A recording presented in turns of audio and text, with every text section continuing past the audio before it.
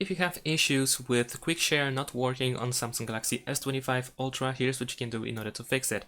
So first of all, we need to go to the settings, go to connected devices and choose Quick Share.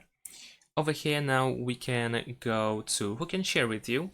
And now this might be the issue why it doesn't work sharing with someone, because most of the time you have contacts only selected, so you might want to switch to everyone.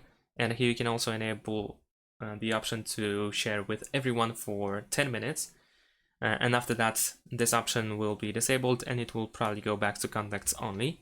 So if you want to share it with someone who isn't saved in your contacts, then make sure to switch to everyone, at least for the time when you want to share something with someone.